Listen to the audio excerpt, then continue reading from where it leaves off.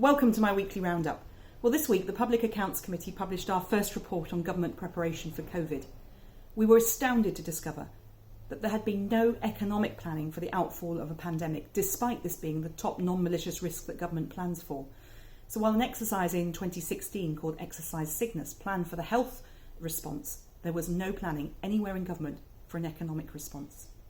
This will explain some of the gaps in the system, including the lack of support for many freelancers and people on repeated short-term work contracts, among others.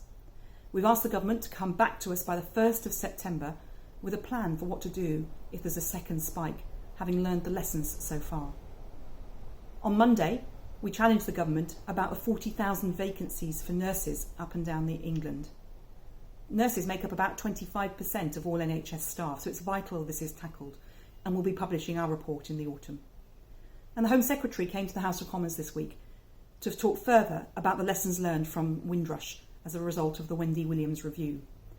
I challenged her to look at the long-running issue of young people who've arrived in this country as children with their parents, but who have a long and expensive route for citizenship, taking 10 years and costing over £7,500.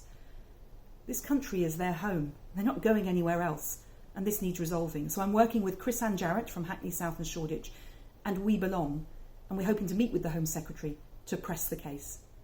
And don't forget that from today you need to wear face coverings in shops and in closed spaces. We still are in a pandemic. There is still a risk.